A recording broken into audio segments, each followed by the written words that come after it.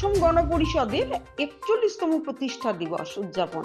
বিভিন্ন কর্মসূচির মাধ্যমে মঙ্গলবার সোনাই বিধান পরিষদের উদ্যোগে অসম গণ পরিষদ এজিপি এর ৪১তম প্রতিষ্ঠা দিবস সোনাই ক্লাবে উদযাপন করা হয়। দিনটির সূচনা হয় দলীয় পতাকা উত্তোলনের মাধ্যমে, যা সম্পন্ন করেন এজিপি সংখ্যালঘু পরিষদের সাধারণ সম্পাদিকা আয়েশা সুলতানা লস্কর সহ অন্যান্য বিশিষ্ট নেতা কর্মীরা। এরপর শহীদ বেদিতে পুষ্পার্ঘ্য অর্পণ করে দলের প্রয়াত নেতা কর্মীদের প্রতি শ্রদ্ধা নিবেদন করা হয়। পাশাপাশি সদ্য প্রয়াত জনপ্রিয় সঙ্গীত শিল্পী জুবিন গর্গের প্রতিও গভীর শ্রদ্ধা জানানো হয়। এরপর অতিথিদেরকে বরণ করা হয়। অনুষ্ঠানে দলের জন্মলগ্ন থেকে বর্তমান পর্যন্ত সংগঠনের পথ চলা ও কার্যক্রম নিয়ে বিস্তারিত আলোচনা করেন উপস্থিত বক্তারা। তারা কংগ্রেস ও এআইইউডিএফ এর তীব্র সমালোচনা করে বলেন, আগামী ২০২৬ সালের নির্বাচনে সোনাই বিধানসভা আসনে এজিপির বিধায়ক চাই। অনুষ্ঠানে সভাপতিত্ব করেন এজিপি সোনাই পরিষদের সহ সভাপতি নাজির হোসেন বরভূয়া এবং অনুষ্ঠানটি পরিচালনা করেন সচিব জামিল আহমেদ বরভূয়া। মুখ্য বক্তা হিসেবে উপস্থিত ছিলেন প্রাক্তন এপি মেম্বার তথা সদ্য কংগ্রেস ছেড়ে এজিপিতে যোগদানকারী আক্তার হোসেন লস্কর। অনুষ্ঠানে নেতৃত্বে থাকা আয়েশা সুলতানা লস্কর জানান, আজ দলের ৪১তম প্রতিষ্ঠা দিবস রাজ্য জুড়ে আনন্দ উল্লাসের সঙ্গে উদযাপন করার কথা ছিল।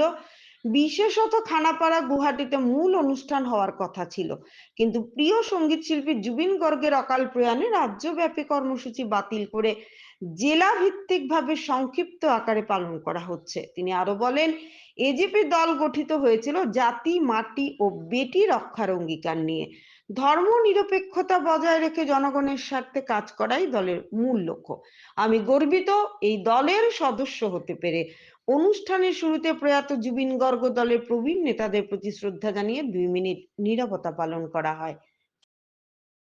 আজকে অসম গণ পরিষদ দলের ৪১তম প্রতিষ্ঠা দিবস এবং এই প্রতিষ্ঠা দিবস আয়োজিত করা হয়েছিল গুয়াহাটি খানাপাড়াতে। যেহেতু আসামের পরিস্থিতি এমন ভালো নয়, আমরা অতি আদরের আসামের রত্ন জুবিন দা আমাদের মধ্যেখানে নেই, শুধু ওনার জন্য এই প্রোগ্রামটা ক্যান্সেল করা হয়েছে। অসম গণ পরিষদ দলের সভাপতি এবং যারা সিনিয়র লিডাররা আছেন সবার এটা ইনস্ট্রাকশন মতে যে প্রত্যেক সমষ্টি এবং জেলার ভিত্তিতে এই প্রোগ্রামটা করার জন্য, তাই আমরা এখানে সোনাই সমষ্টিতে কর্মী সব এক হয়ে, দলের বিভিন্ন পদাধিকারী আমরা সবাই এক হয়ে আজকে এই প্রোগ্রামটা এখানে করলাম। আজকে আপনারা নিশ্চয়ই জানেন যে অসম গণ পরিষদ দলের জন্ম বিশাল বড় একটি ৬ বছরের আন্দোলনের পরে জন্ম হয়েছিল। তার সঙ্গে 855 যারা শহীদ হয়েছেন এই দেশের জন্য, আসামের জনগণের জন্য, আজকের দিনেও সেই 855 যারা ছিলেন আসামের লোক, ওদের রক্ত এই আসামের বুকুতে আজকের দিনও জীবিত আছে। আজকে আমি যারা আমাদের সিনিয়র লিডার ছিলেন বরাকভ্যালিতে, আমি আজকে ওনাদের কথা অনেক আমার মনে পড়েছে। যে প্রাক্তন মরহুম শহীদুল আলম চৌধুরী, মরহুম আনোয়ার হোসেন লস্কর এবং জয়প্রকাশ তিওয়ারি থেকে নিয়ে অনেক অবদান রয়েছে এই দলের প্রতি।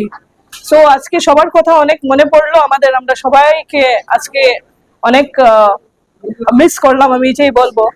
আজকে আমাদের যে প্রোগ্রাম ছিল, যে প্রোগ্রামটা ক্যান্সেল করা হয়েছে কারণ প্রতিষ্ঠা দিবস অসম গণ পরিষদের দলের জন্য এবং কর্মীদের জন্য অনেক বড় কথা আজকে আমাদের জন্য, কিন্তু জুবিনদার জন্য যে আমাদের যে ভালোবাসা সবার, জুবিনদার জন্য আজকে এই প্রোগ্রামটা ক্যান্সেল করা হয়। আমি জুবিনদার জন্য একটা কথা বলতে চাই যে জুবিনদা শুধু একজন ভালো সিঙ্গার ছিলেন না, অনেক ভালো একজন ব্যক্তি ছিলেন, অনেক কিছু আমাদেরকে যাওয়ার সময় শিখিয়ে গিয়েছেন। এবং জুবিনদার সঙ্গে আমার একবার দেখা হয়েছিল। জুবিনদা আমাকে বলেছিলেন যে ভালো মানুষ এবং ভালো লিডার আজকের দিনে অনেক কম, আর বরাকভ্যালির ভিতর থেকে একজন মাইনরিটি ফ্যামিলি থেকে তুমি পলিটিক্সে এসেছো, আমি তোমাকে দেখে অনেক সারপ্রাইজ এবং আমি আশা রাখি যে তুমি একদিন নিশ্চয়ই সফল হবে, শাইন করবে আমার বেস্ট উইশেস তোমার সঙ্গে আছে। সেই কথা আমার আজকের দিনও মনে আছে জুবিনদার।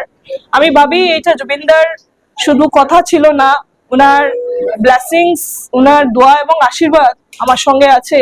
অসম গণ পরিষদ দলের মেন লক্ষ্য এবং উদ্দেশ্য হচ্ছে গিয়ে আগামী দিনে কিভাবে আমরা দলকে আরো শক্তিশালী করতে পারি এবং 2026-এ সোনাই সমষ্টি কিভাবে অসম গণ পরিষদ দলের দখলে থাকতে পারে সেটা নিয়ে আমরা কাজ চালিয়ে যাচ্ছি।